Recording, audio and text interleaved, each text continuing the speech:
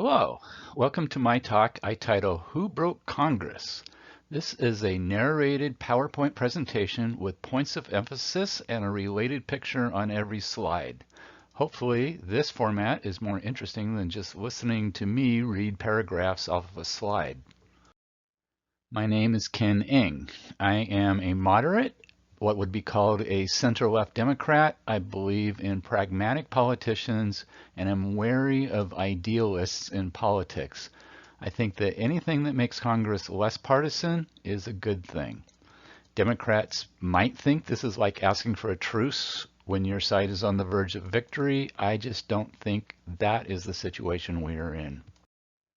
My second caveat is that I think powerful special interests are not in the interest of the common good. I think that the main difference between a just cause and a special interest is how much money they have and how many lobbyists they have. I think that unjust causes consistently win the money and lobbyist game. Therefore, I want special interests to have less power. My last caveat is that I am going to assume that my audience is not happy with how things are going in this country, particularly on the national level.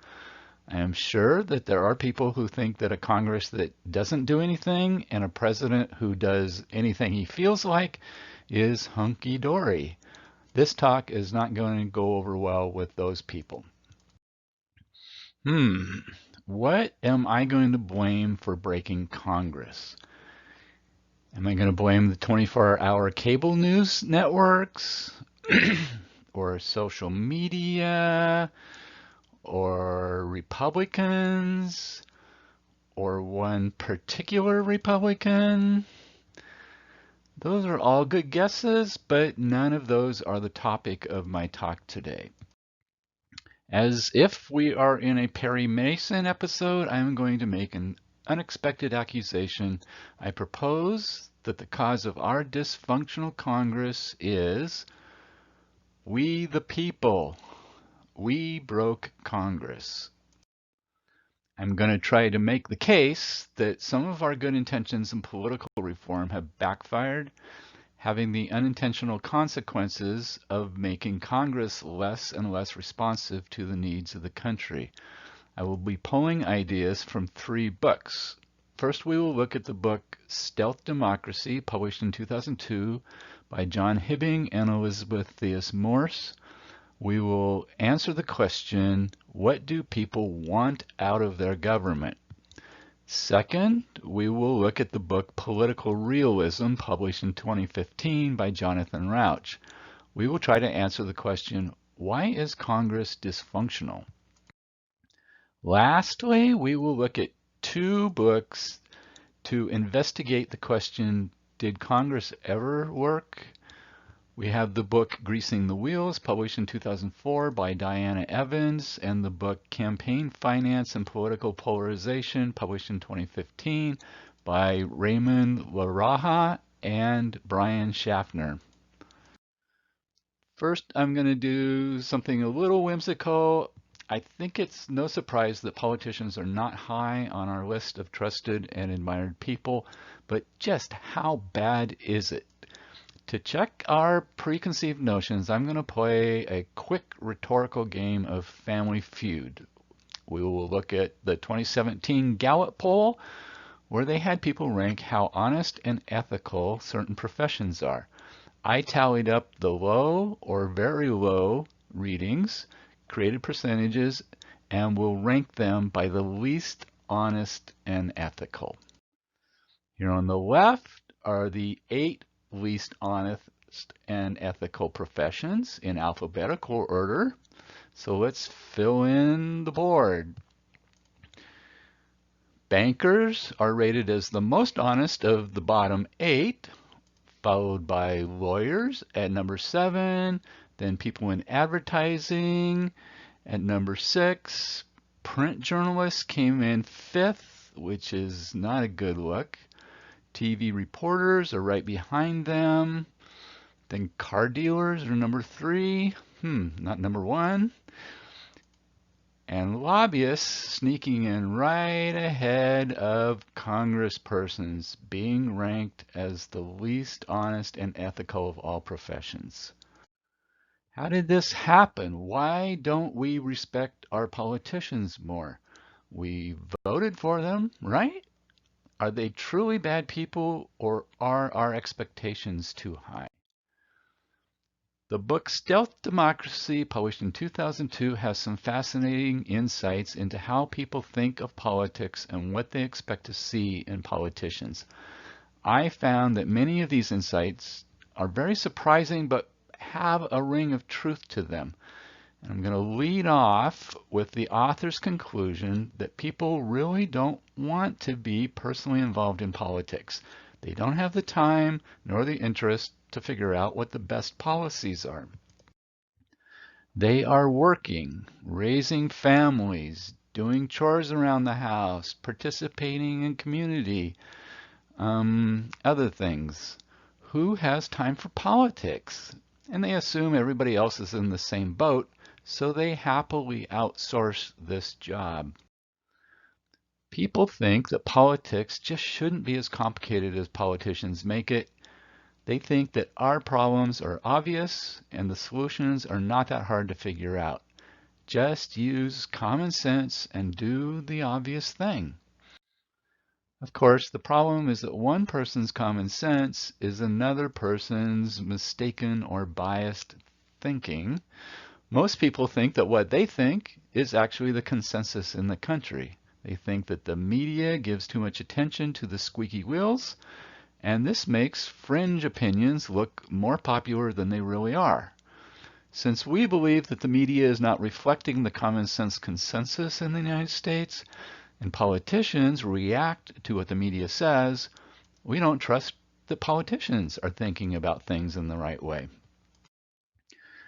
Making things even worse is that people have unrealistic expectations of politicians. We believe that power corrupts, and the mere fact that you're interested in power means that you're going to end up abusing your power if you get elected. Well, that is a no-win situation, a kind of nihilism that keeps us from ever having very much trust in government. This is why there is always a smattering of CEO types that get some support in presidential elections, like Andrew Yang, Carly Fiorina, Tom Steyer, who am I forgetting here?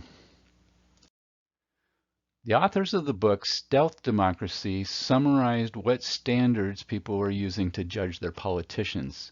Probably the best way to sum up the criteria most central in people's minds is the phrase, don't abuse your power. They don't want to be taken advantage of. They don't want to be played for fools. Now, a milder way of describing this is that there's a high sensitivity to fairness. If you're using the power we give you to unfairly advantage yourself, that's going to really turn us against you. Another way of saying this is no self-dealing. Don't use your power to enrich yourself or your friends. Not only do the voters not want you to put your own interest ahead of your district, but they also don't want you to favor lobbyists and special interests.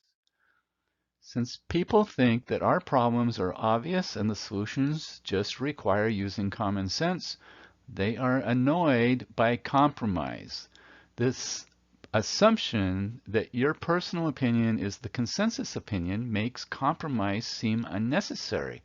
Just do what we, the people, want.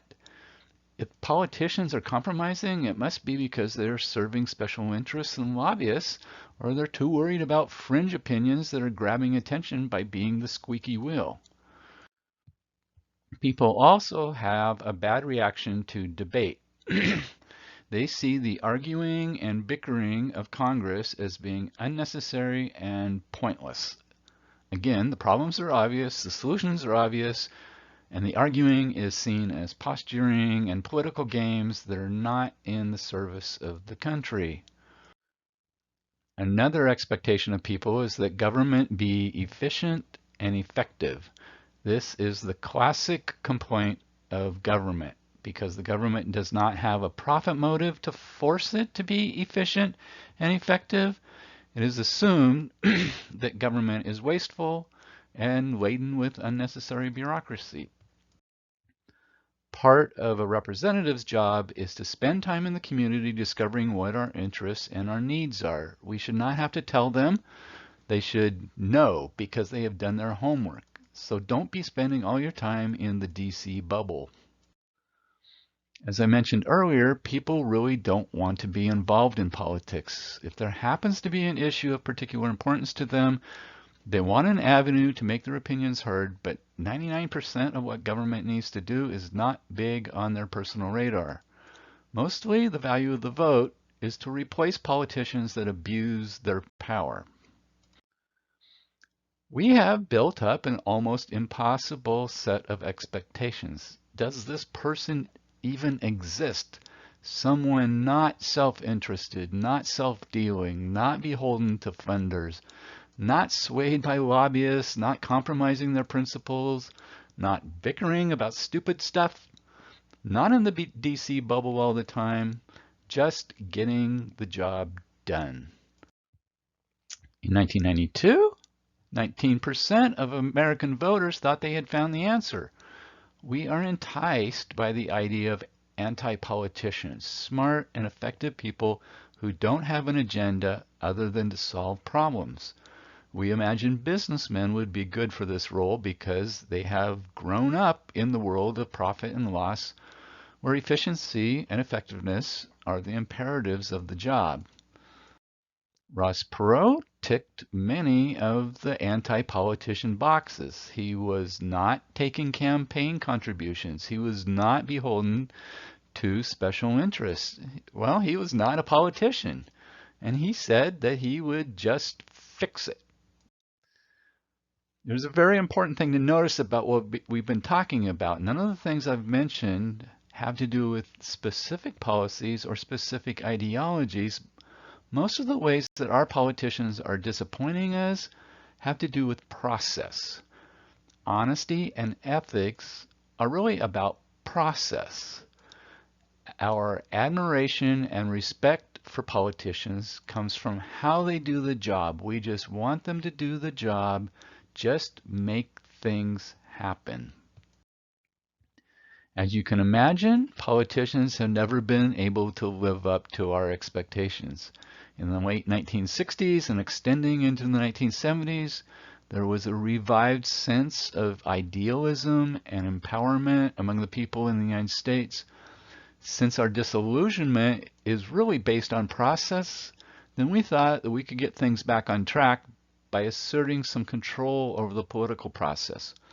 We started writing new rules to push aside the bad things about politics, hopefully making politicians behave the way we expect them to. Well, let's review the last 50 years of political reform. I want to start by getting us back into the mindset of the 1970s.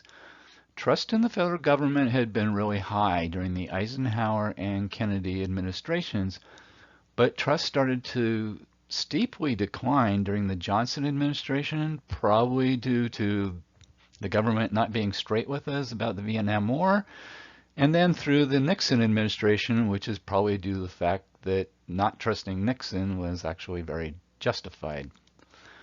Over a 10-year period, trust had been cut in half, from 73% to 36%, which is a legitimate call for action. We decided we needed to know more about who was giving money to our representatives to fund their elections. So in 1971, Congress passed the Federal Election Campaign Act. This first baby step was focused on making sure everything was happening above board, with new disclosure rules going into effect. Following on the heels of those disclosure rules for campaign finance, in 1972, Congress passed the Federal Advisory Committee Act. Again, the goal was to have everything happening above board, this time with rules about disclosing who was being invited to advise congresspersons. The reform momentum continued in 1974 with a set of really raising the stakes amendments to the 1971 campaign finance rules. This time around, the goal was to put limits on campaign contributions, trying to mute the impact of money in politics. Then in 1976, there was a follow-up to the 1972 legislation concerning disclosure of lobbying, in this case raising that bar considerably.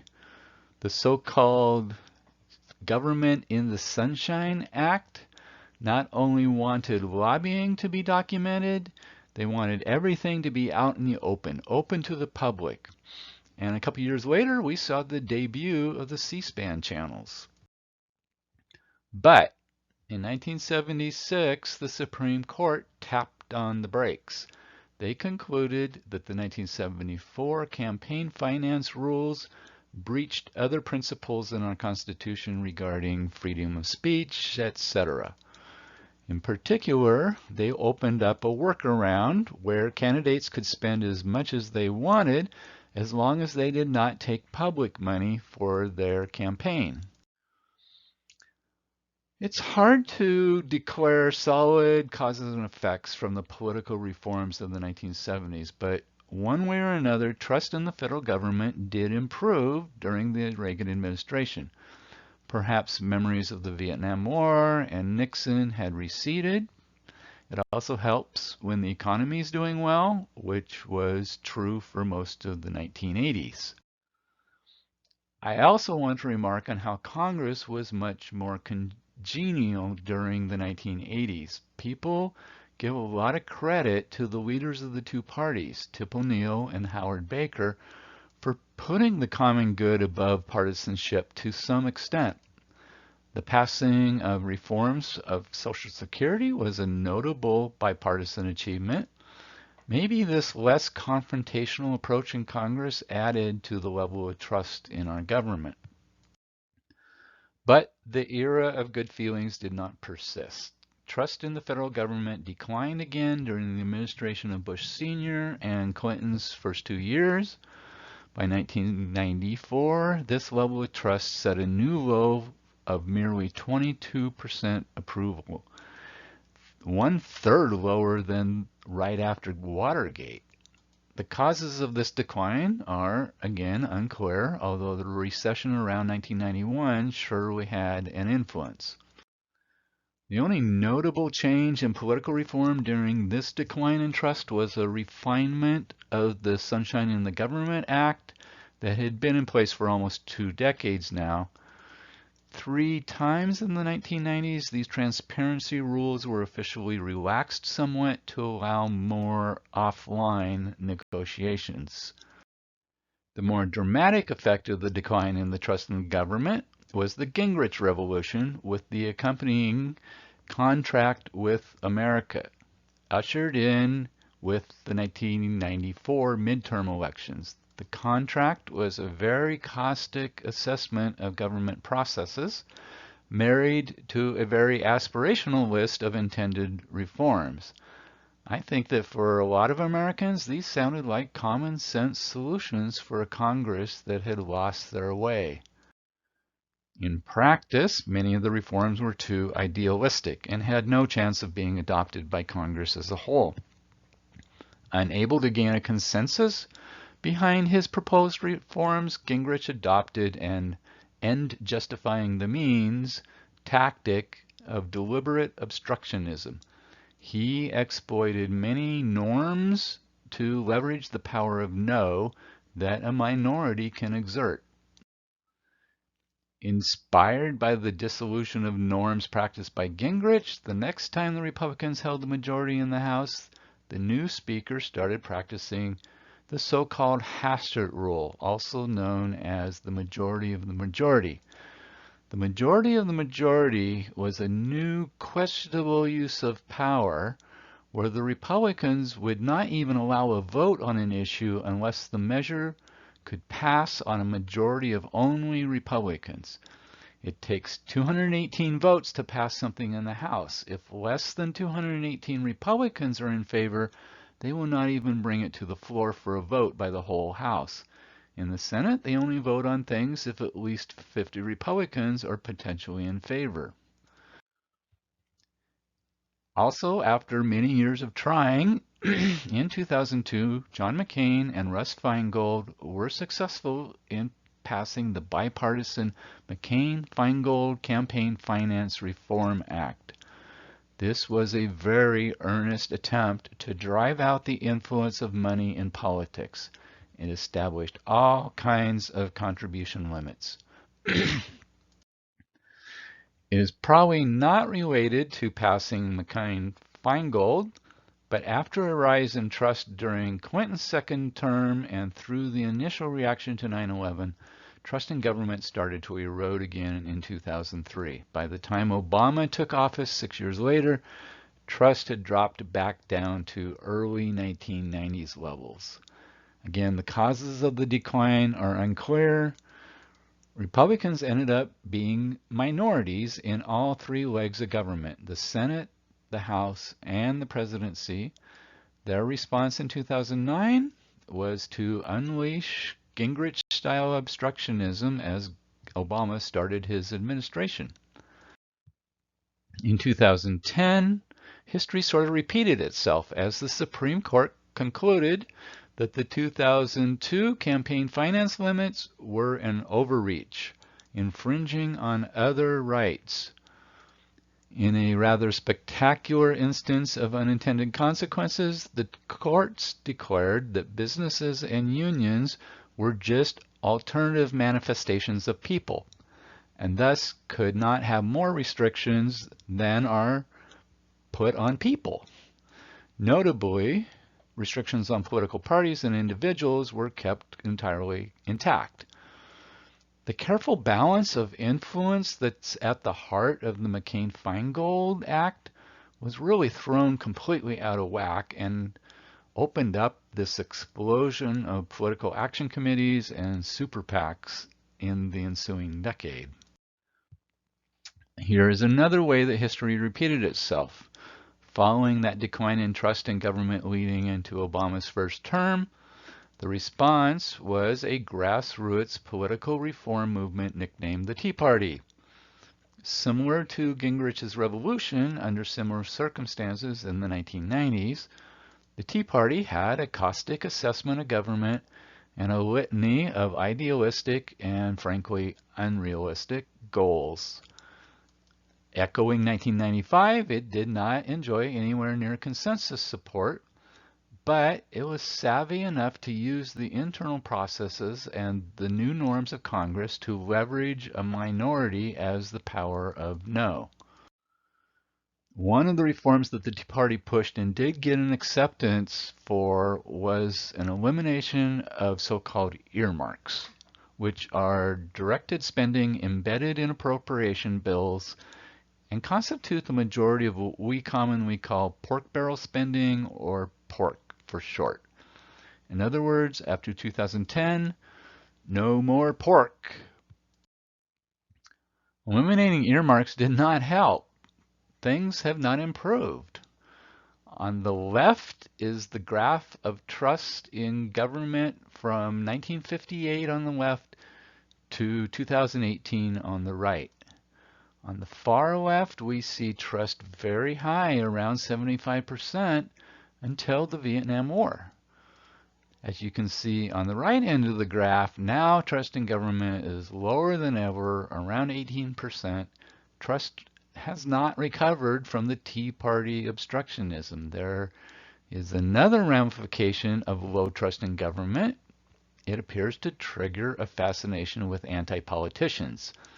I think this correlation is pretty thought-provoking. When trust hit rock bottom in the middle 1970s, the nation turned to a relative unknown in 1976, a Washington outsider. Jimmy Carter ran against Washington and beat an incumbent president, which is a very rare feat. The next time trust hit rock bottom in the early 1990s, 19% of the people voted for a third-party candidate in 1992 with no government experience, a Washington outsider, a businessman who was self-funded. This is a resume we will see again 24 years later. Trust dropped real low in the late aughts, and we turned to someone in 2008 with only 2 years of experience in government, which pretty much counts as being an anti-politician. Barack Obama ran as a post-partisan candidate, offering kind of a bypass of politics as usual.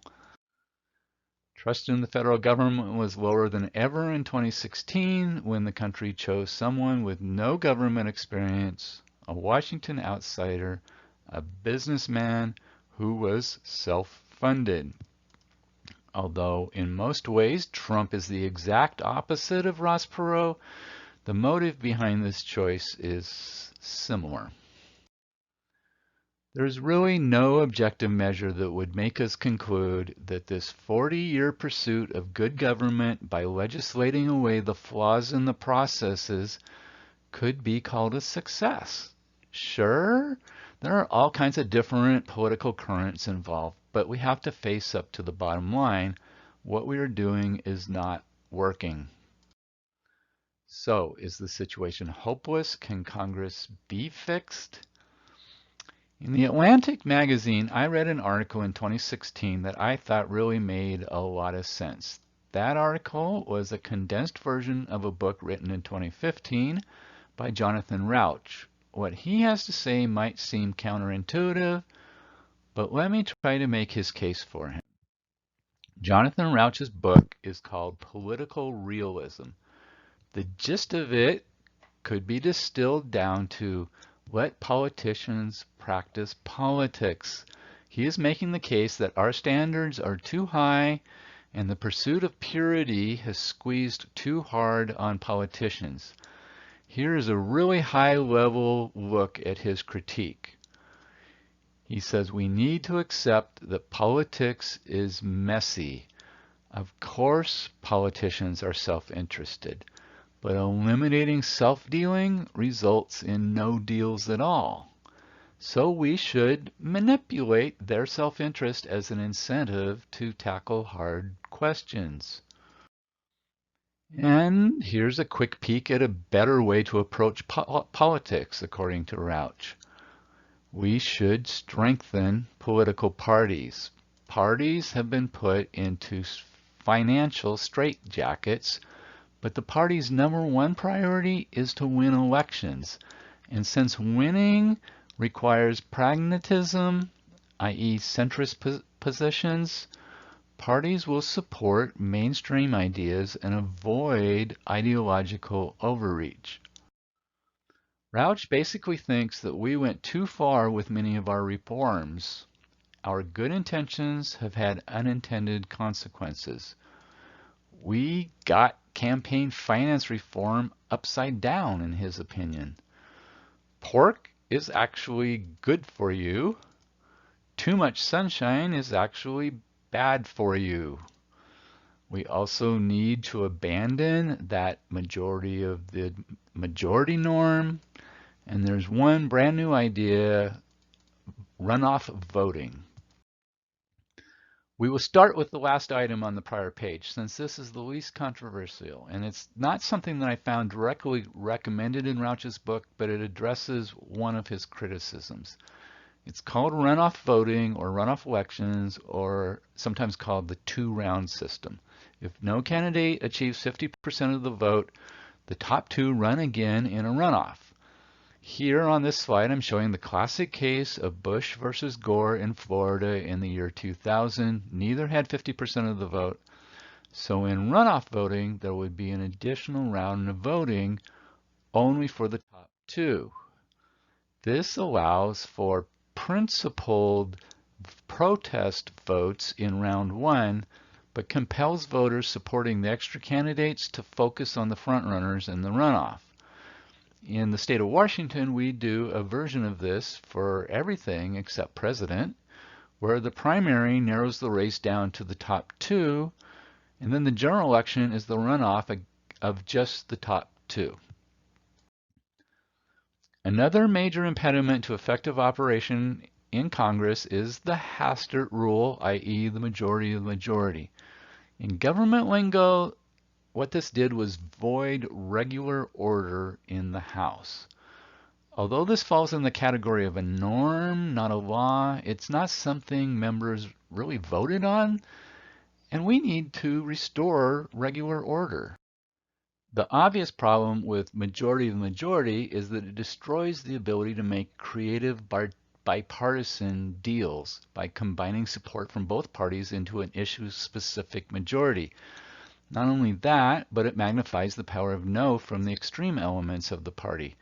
If all you have to do is deny an outright majority within your own party, you can stop legislation with only a couple dozen votes. People love transparency in theory, but what they're not thinking about is how important it is to be able to frankly explore ideas in search of consensus. We need to roll back significant portions of the Sunshine Act from the 1970s. Ideological purists pounce immediately anytime they detect someone exploring compromise with quote-unquote the other side. Yet, these supposedly impure, you give up something, I give up something, negotiations are really crucial for complex and controversial subjects. Furthermore, the best way to make deals is where nothing is decided until everything is decided. In other words, everything needs to be tentative and non-committal until all of the various side deals and compromises are worked out. If all of this is done under the glare of public scrutiny, not only will there be far less willingness to compromise, but it would be very hard to knit together deals because each separate piece will have been agreed upon on the record before the whole package is even worked out. When it comes to complicated deals addressing the common good, there will be pockets in America that think they're getting the short end of the stick.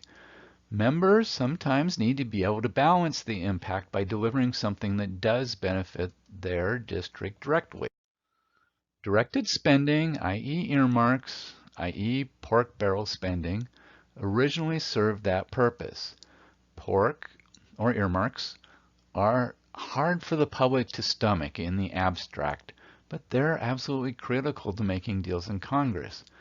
Now, for sure, it had gotten out of control as time went on, but completely abolishing earmarks is arguably a cure that is worse than the disease, or good intentions with unintended consequences, or throwing the pig out with the bathwater. And I'll talk about this more later in the talk. Rauch makes a strong case for significantly revising campaign finance rules.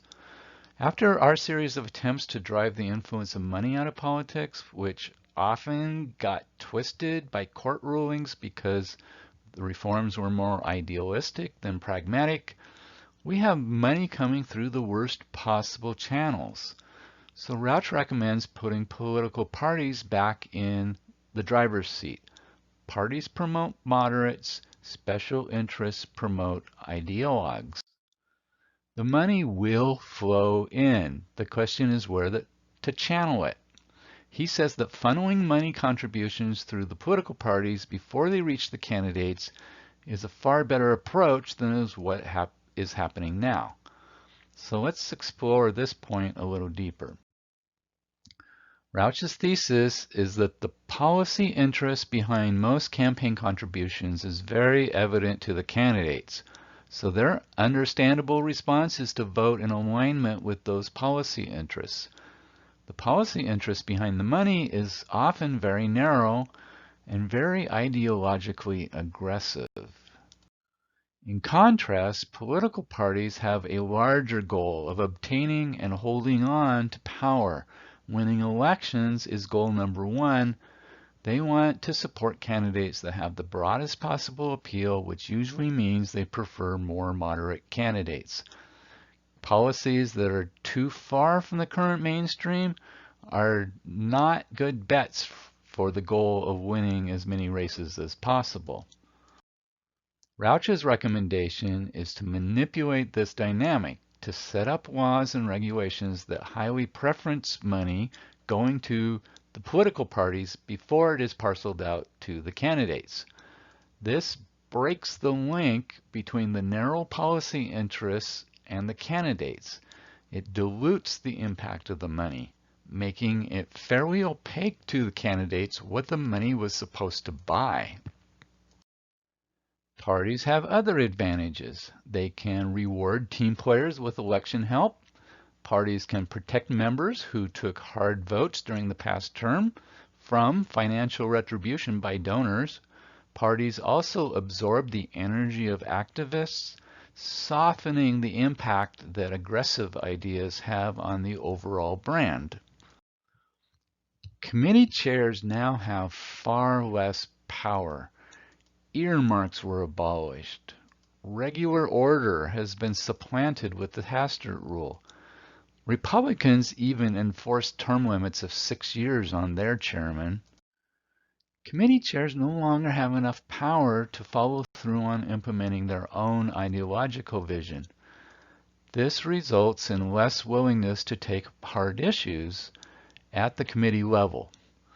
Now it's pretty much only the caucus leader, i.e. the majority leader or the minority leader, who has the power to follow through on an ideology. We should re-empower committee chairpersons so they can control their own destiny. We need to restore regular order so they have control over their legislation.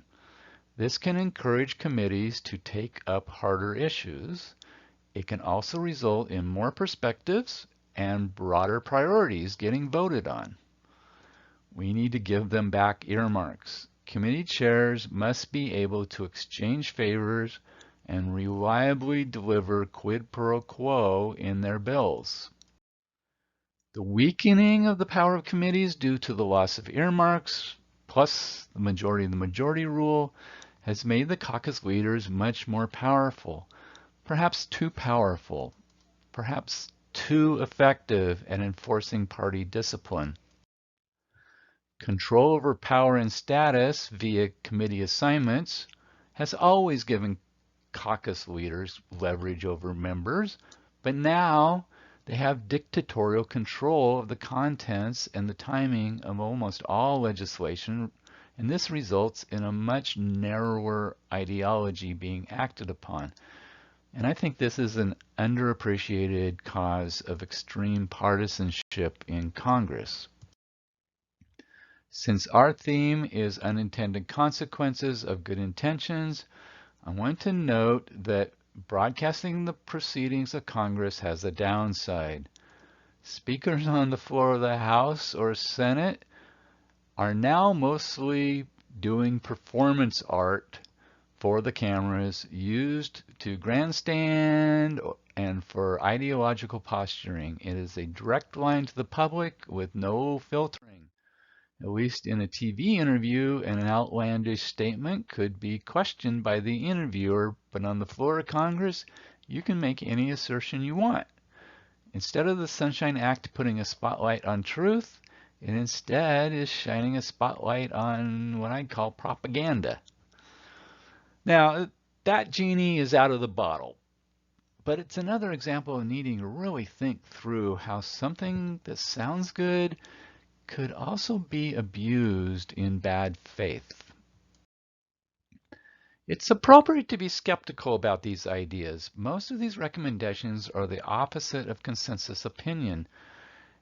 Aren't powerful parties prone to abuses of power? Aren't earmarks just another name for bribery? Aren't powerful committee chairpersons prone to abusing their own power? Isn't loyalty to your party a good thing? Are these just pie-in-the-sky theories that will have their own unintended consequences? To get some empirical support for these ideas, I want to look at a couple books that looked really deeply at the two most controversial recommendations that Rauch is making. The first book will look at the history of earmarks, excavating real-life cases where earmarks appear to have made important differences. The second book We'll look at campaign finance rules at the state level. Diana Evans wrote the book Greasing the Wheels in 2004. Most of the book looks at multiple iterations of passage of the Transportation Appropriation Bill, which happens every 4 years. She does a deep dive on the 1987 bill and then again on the 1991 bill. She also has a good section about Bill Clinton's conjuring up of a coalition to ratify NAFTA in 1993. Her thesis is that pork helps get votes. Bills addressing the common good can be bad for certain regions or industries. By adding special demonstration projects to a bill, you get cover for congressmen so they can justify their support to their voters. The agreement is that if the committee chair adds a project for your district, you will vote for the bill as is on the House floor. That's the agreement. But pork only works if committee chairs have something worth trading for and they can deliver on the promises they make. Pork is usually local, so House members can credibly claim credit. Pork is less relevant in the Senate because who gets credit is more murky.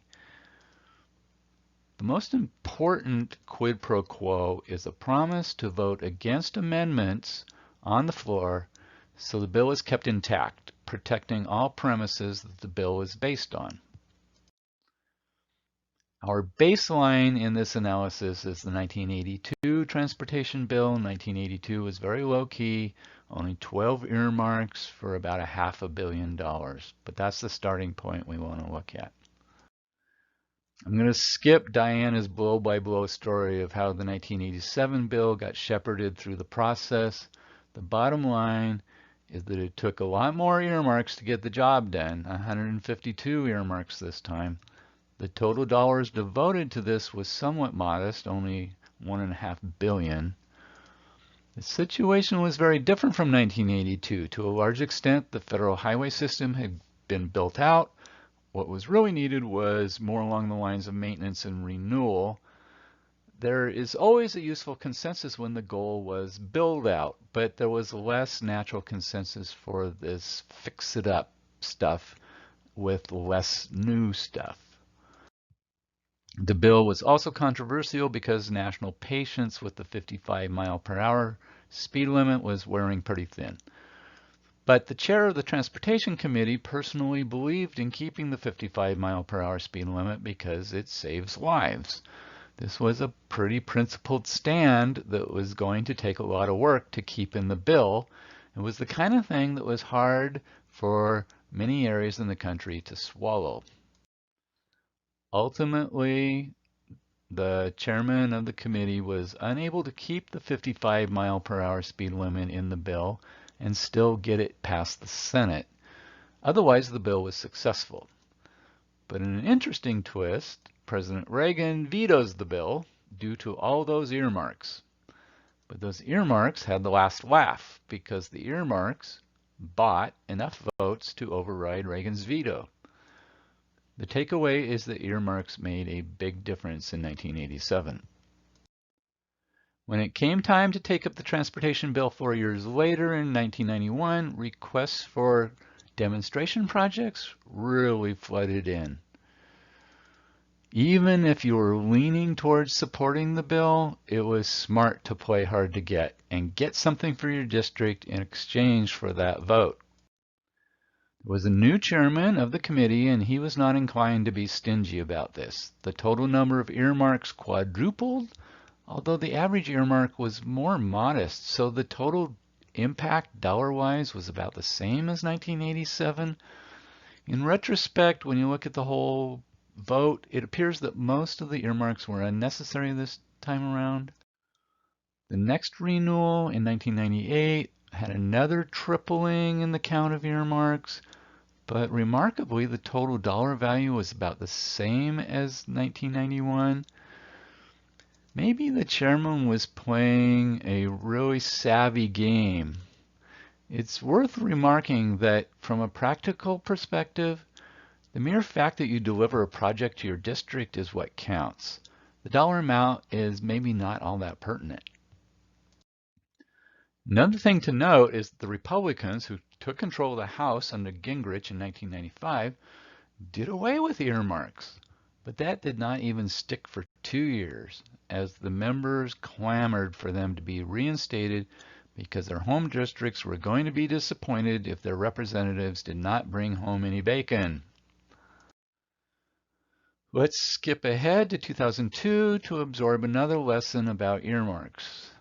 The earmark game was being played more and more, and the price tag was creeping up. But when you look at all of the discretion spending, the total price tag for earmarks is still only 3% of the total. Earmarks are certainly controversial, but relatively inexpensive. This is only 1.6% of total U.S. government spending. Bear in mind that just because something is a directed expenditure, i.e. an earmark, does not mean it's a complete waste. Not every project is a bridge to nowhere. One district's bacon looks like wasted pork to everyone else, but if everyone gets a project, then it all evens out. I think a case can be made that if this is the price for a functioning government, it's worth it. After the Tea Party abolished earmarks for ideological reasons in 2011, Congress has not been able to enact a single appropriation bill on time ever since. The graph on the left shows what percent of appropriation bills were enacted on time in every year since 1976. Every year starting in 2010 just has a red dash indicating that 0 appropriation bills were enacted on time in that year. Congress does give itself an out. If they don't pass an appropriation bill on time, they can pass what's called a continuing resolution, which basically just extends current funding for a couple more months.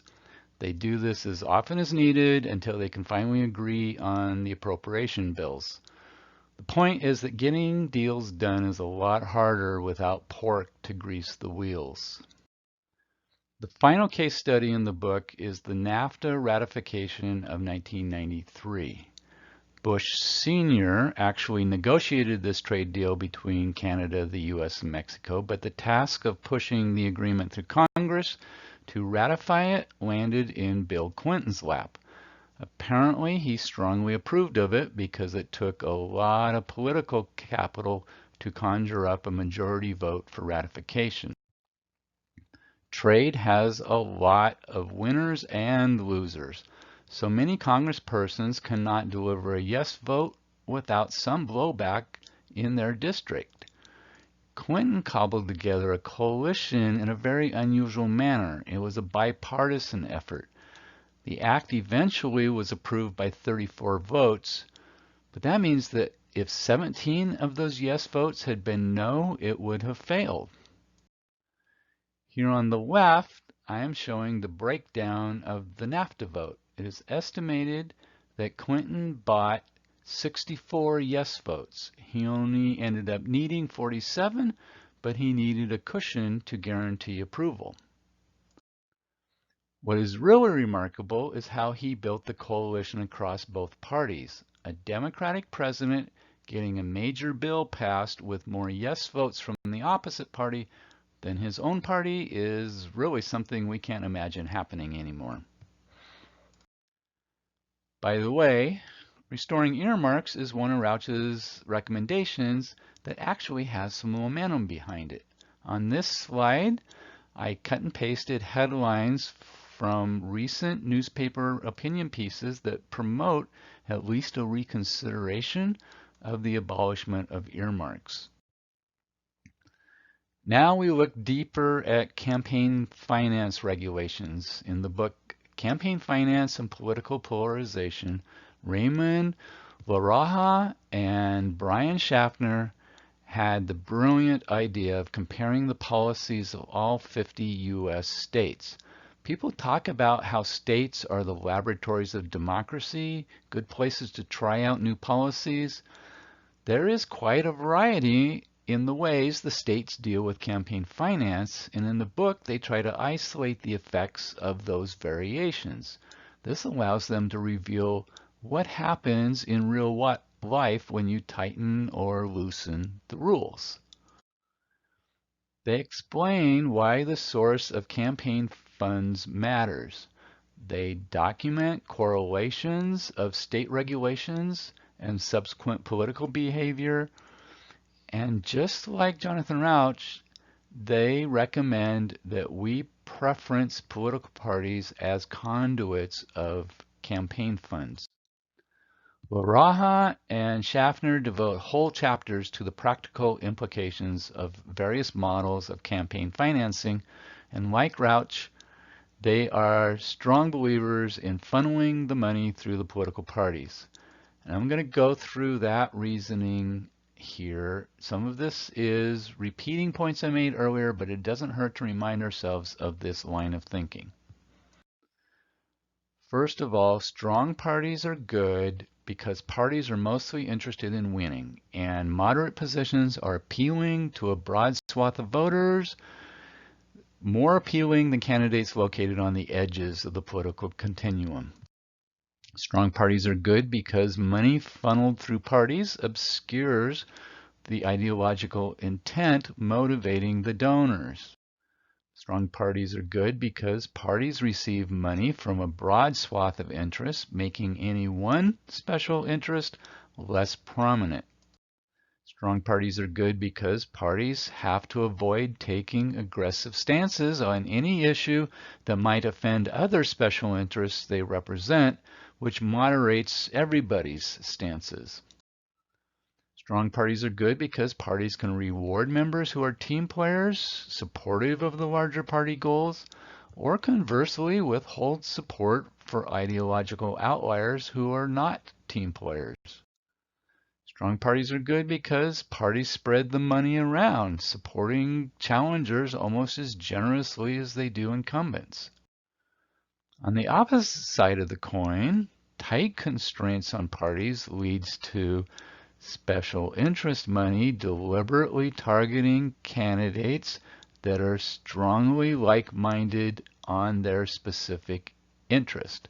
This leads to a governing body made of ideological purists, resulting in greater political polarization and fragmentation. What I am spotlighting on this slide is the notorious case of Eric Cantor, the top-ranking Republican in the House at the time, being quote-unquote primaried in 2014 because Cantor dared to work with Republicans at all. Special interest money does not care whether a candidate is a team player or aligned with a larger party agenda. In fact, special interest money is more likely to penalize a candidate for ideological flexibility. For what it's worth, at the time, it was felt that Eric Cantor was a big part of the cause of gridlock because he was too ideologically rigid. But apparently not rigid enough in the eyes of the far right. They put their money into the cause of making an example of Cantor in the primary. It worked, and the message was heard loud and clear throughout the Republican Party.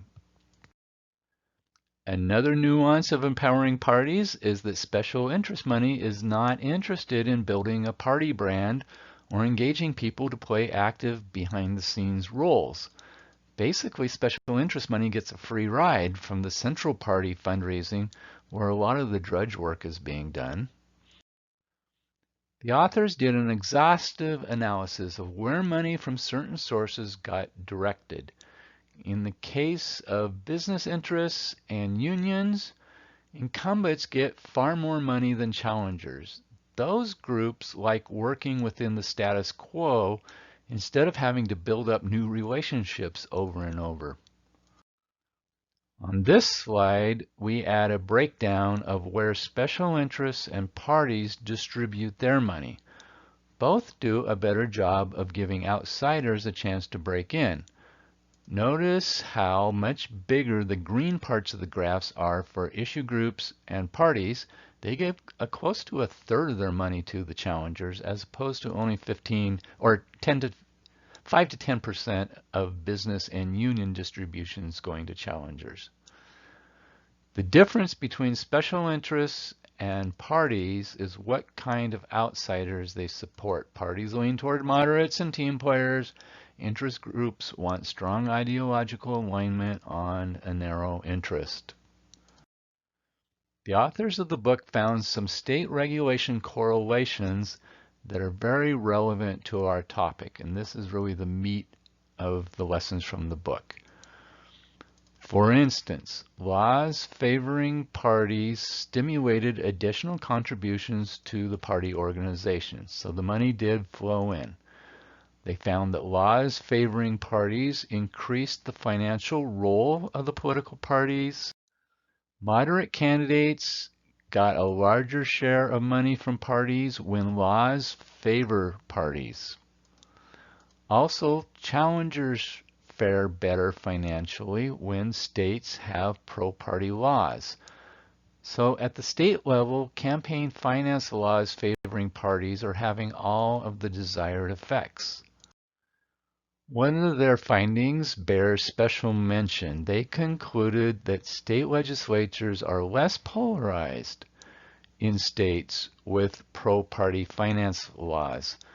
I think this is significant and very encouraging, considering the debilitating effect that polarization has had on Congress over the past decade or more. Here is a recap of everything we have talked about today. Channeling money through parties does help. Earmarks are needed to solve tough problems. Information gathering and negotiating needs to be done in private. We need to be more realistic about politics. Politics is messy. Politicians pursue self-interest. It is what it is. We need to adapt to the messiness, not obstinately keep ignoring human nature. But I did not put this talk together just to think hard about political reform. I have a larger message I want to convey. I think sometimes our reforms are too idealistic, expecting something from people that is not realistic. There's a lot of pent-up frustration, and we want quick and dramatic change. The message from this talk is that we should learn some lessons from the past that show us that sometimes good intentions result in unintended consequences. Now, sure, there are no perfect solutions to problems, but we should strive to not be overly confident about the potential good, and we need to be open to good faith debate about the potential bad consequences of proposed policies.